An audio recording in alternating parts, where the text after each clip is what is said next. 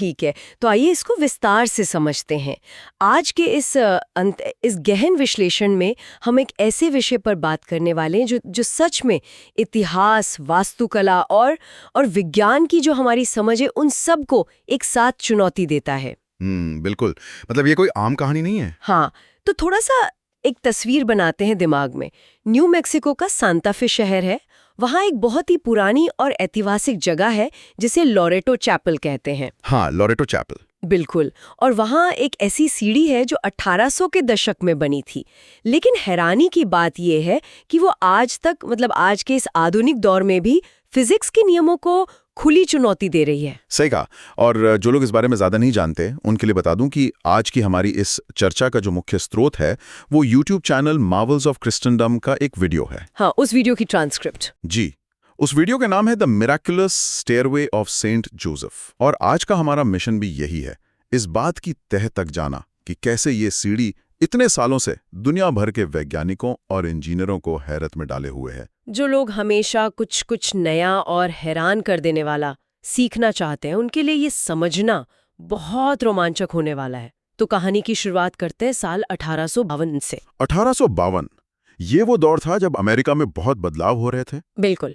स्रोत के अनुसार ये वो समय था जब बिशप जॉन बतीस्ता लामी के खास अनुरोध पर केंटकी से 7 सिस्टर्स न्यू मैक्सिको के सांता फे आईं। और ये कोई छोटी बात नहीं थी, मतलब ये एक बहुत बड़ा कदम था। हाँ, क्योंकि वे जिस संस्था से जुड़ी थीं उसका नाम था little society of the friends of Mary under the cross of Jesus, जो कि अमेरिका में स्थापित होने वाला सिस्टर्स का पहला ऑर्डर था। सही कहा, जिसे बाद में लोरेटो सिस्टर्स कहा जाने लगा। अब अगर हम उस समय के सांता फे की बात करें तो वो आज के सांता फे जैसा बिल्कुल नहीं था। बिल्कुल नहीं। 1850 के दशक में वहां हर तरफ सिर्फ छोटे छोटे मिट्टी और भूसे से बने घर होते थे। हाँ, वो पारंपरिक अडोघर जिनकी छतें चपटी होती थीं। लेकिन बिशप लामी की सोच, मतलब उनका विजन थोड़ा अलग था। वो कुछ बड़ा करना चाहते थे और इसीलिए उन्होंने अपने कैथेड्रल के निर्माण के लिए बाकायदा पेरिस से एक आर्किटेक्ट को बुलाया। Architect Anthony. हाँ, एंथनी। और एंथनी का जो बैकग्राउंड है वो इस पूरी कहानी की नींव रखता है। स्रोत इस बात पर बहुत जोर देता है कि एंथनी कोई साधारण आर्किटेक्ट नहीं थे। उन्होंने पेरिस के सेंटे चैपल पर काम किया था, है ना? बिल्कुल। 1800 के दशक की शुरुआत में उन्होंने पेरिस के मशहूर सेंटे चैपल के जीर्णोद्धार का काम किया था, जो कि गॉथिक वास्तुकला का एक बहुत ही शानदार नमूना है। मतलब वो ऊंची मेहराबें और रंगीन कांच की खिड़कियां। हाँ, तो जब बिशप ने एंथनी को सिस्टर्स के लिए एक चैपल डिजाइन करने का काम सौंपा तो उन्होंने उसी पेरिस वाले सेंटे चैपल की तर्ज पर डिजाइन बनाया, एक बेहद खूबसूरत गॉथिक स्टाइल का चैपल। और इसके लिए फ्रांस और इटली से खास कारीगर बुलाए गए। आप सोचिए, सेंटा फे के उन धूल भरे रास्तों और मिट्टी के घरों के बीच आसमान छूती शिखरों वाली वो गॉथिक इमारत, वास्तुकला का एक अजूबा लग रही होगी वो। बिल्कुल।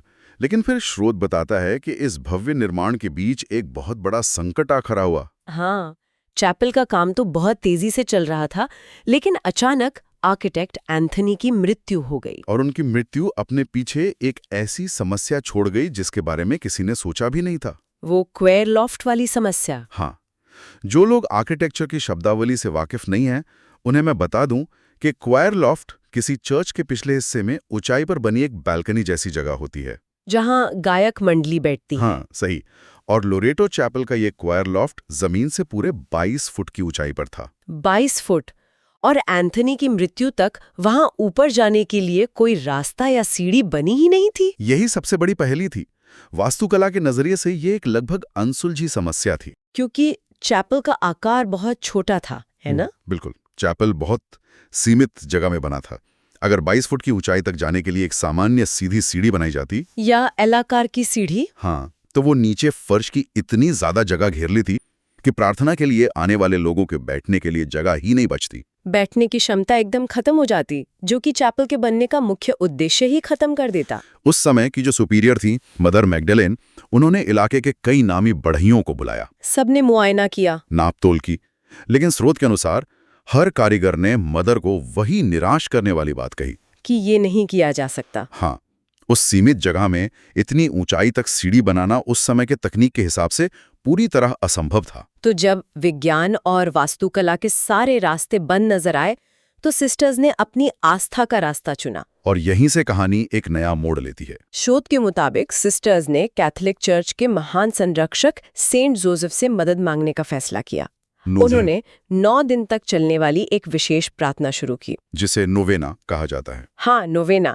और सेंट जोसेफ का जिक्र यहाँ बहुत अहम है, क्योंकि कैथोलिक मान्यताओं के अनुसार वो पेशे से एक बढ़ई थे। बिल्कुल, हर साल 1 मई को सेंट जोसेफ द वर्कर का पर्व भी मनाया जाता है। तो ये नोवेना का समय काल इस घटनाक्रम में बहुत महत्वपूर्ण है। हाँ, नोवेना लगातार 9 दिन तक चलने वाली एक गहन प्रार्थना होती है किसी संकट के समाधान के लिए। और स्रोत जिस बात पर सबसे ज्यादा जोर देता है वो ये है कि इस प्रार्थना के ठीक 9वें और आखिरी दिन चैपल में एक अनजान व्यक्ति का आगमन होता है। जब प्रार्थना बिल्कुल समाप्त होने वाली थी, एक सफेद बालों और सफेद दाढ़ी वाला आदमी, जिसके पास सफर करने के लिए सिर्फ एक गधा था और हाथ में औजारों का एक पुराना सा बक्सा। उसने आकर मदर मैग्डलीन से मुलाकात की और उस सीढ़ी को बनाने का प्रस्ताव रखा, जिसे सबने नामुमकिन कह दिया था। सिस्टर्स के लिए तो जैसे उनकी प्रार्थना का सीधा जवाब मिल गया था। उन्होंने तुरंत उसे काम पर रख लिया, लेकिन स्रोत बताता है कि उसके काम करने का तरीका बहुत ही अजीबोगरीब था। उसके औजारों की वजह से?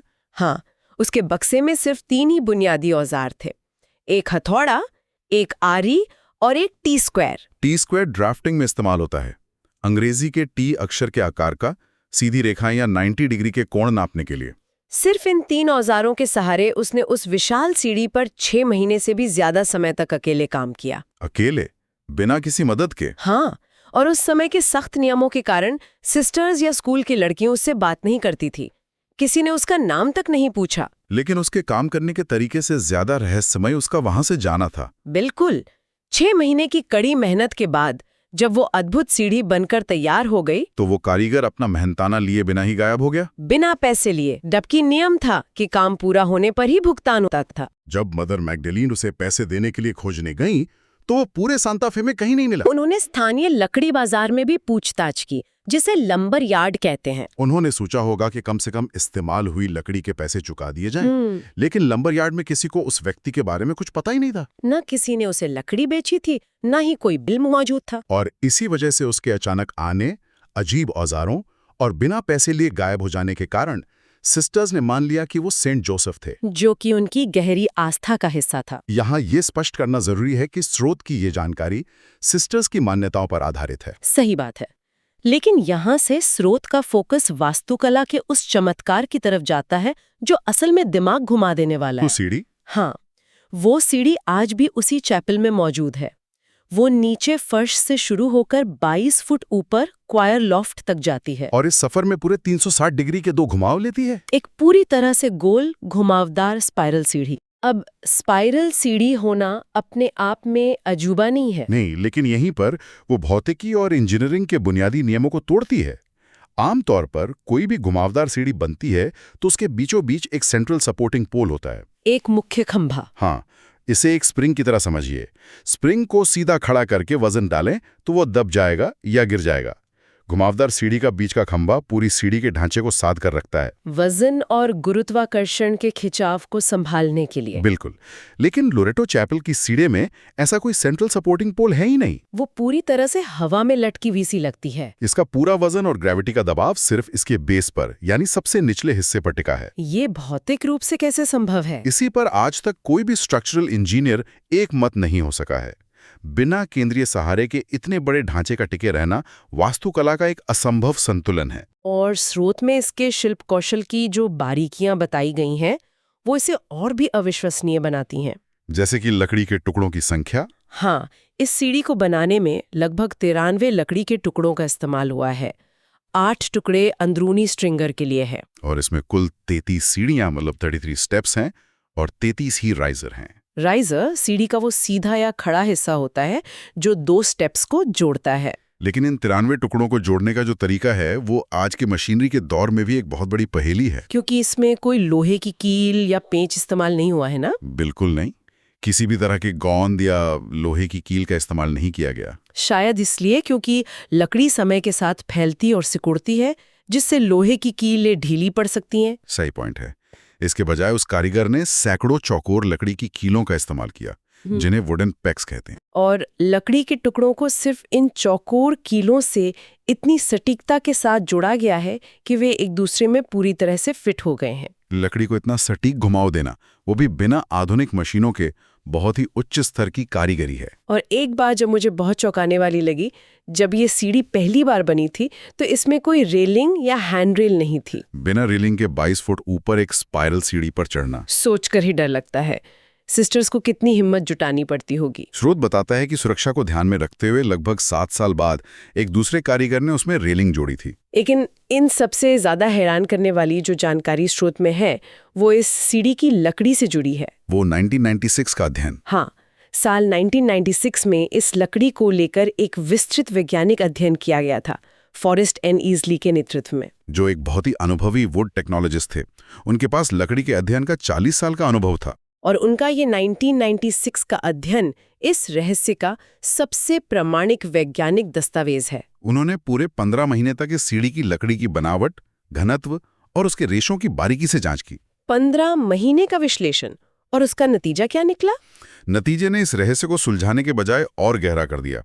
रिपोर्ट में बताया गया कि ये लकड़ी स्प्रूस प्रजाति के परिवार की है। लेकिन इस स्प्रूस की एक ऐसी उपप्रजाति है जिसका दुनिया के किसी भी वनस्पति विज्ञान के रिकॉर्ड में जिक्र ही नहीं है। मतलब ये दुनिया में कहीं और ज्ञात ही नहीं है? बिल्कुल। और सबसे बड़ी बात, ये लकड़ी न्यू मैक्सिको राज्य या उसके आसपास की मूल लकड़ी बिल्कुल नहीं है। वहां का मौसम और मिट्टी इस तरह के पेड़ों के अनुकूल नहीं है। और इस लकड़ी का टिकाऊपन भी तो असाधारण है। स्रोत बताता है कि 100 से अधिक वर्षों तक लोरेटो सिस्टर्स और बच्चों ने हर दिन उस सीढ़ी का इस्तेमाल किया। और इतने भारी इस्तेमाल के बावजूद बिना सपोर्ट वाली इस सीढ़ी के सिर्फ किनारों पर ही मामूली सी घिसावट आई है। एक अज्ञात लकड़ी का इतने लंबे समय तक इस तरह सुरक्षित रहना विज्ञान के लिए आज भी एक पहेली है। अगर इस पूरी तस्वीर को एक साथ जोड़कर देखें, एक अनजान बढ़ई जो सिर्फ 3 औजारों के साथ आता है, एक सीढ़ी जो हवा में टिकी है, और एक ऐसी लकड़ी जिसका दुनिया के किसी जंगल में सुराग नहीं मिलता, तो ये कहानी विज्ञान से ज्यादा किसी रहस्यमयी दुनिया की घटना लगने लगती है। लेकिन इस घटना को अगर बड़े संदर्भ में देखें तो संस्थागत नजरिया समझना भी जरूरी है। कैथोलिक चर्च ऐसी किसी भी घटना को तुरंत चमत्कार घोषित नहीं करता। उनकी प्रक्रिया बहुत सख्त होती है। हाँ, हर वैज्ञानिक पहलू की जांच होती है। इसलिए आज तक चर्च ने आधिकारिक तौर पर इसे पूर्ण रूप से चमत्कार की मान्यता नहीं दी है। लेकिन स्रोत में एक बहुत महत्वपूर्ण धार्मिक संदर्भ दिया गया है।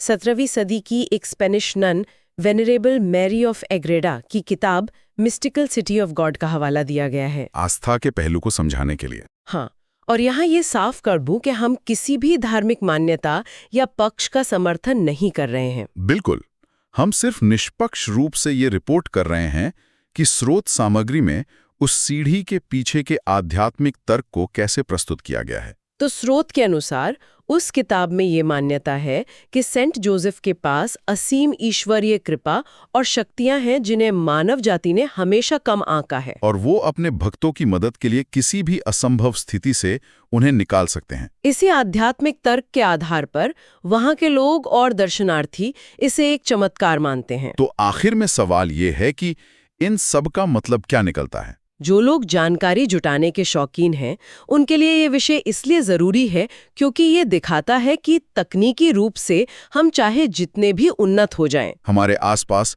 आज भी ऐसे रहस्य हैं जिन्हें विज्ञान, भौतिकी और इंजीनियरिंग पूरी तरह से डिकोड नहीं कर पाए हैं। दुनिया में बहुत कुछ ऐसा है जो हमारे फॉर्मूलों के दायरे से बाहर है। ये बहुत सटीक बात है, और ये पूरा विषय मुझे अंत में एक बहुत ही गहरे सवाल की तरफ ले जाता है। वो क्या? एक ऐसा सवाल जो वास्तुकला से ज्यादा लॉजिस्टिक्स का रहस्य है।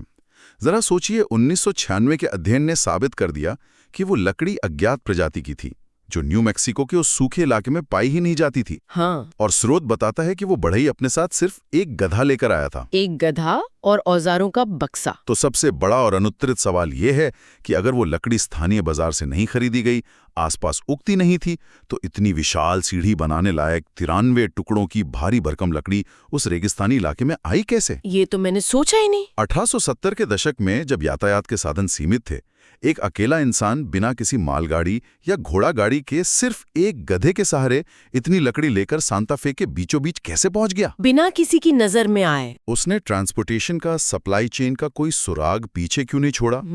ये लकड़ी के परिवहन का एक ऐसा गहरा रहस्य है जो उस सीढ़ी की वास्तुकला से भी ज्यादा बड़ा और अनसुलझा है? सच में ये एक ऐसा सवाल है जो पूरी कहानी को देखने का नजरिया ही बदल देता है। बिल्कुल।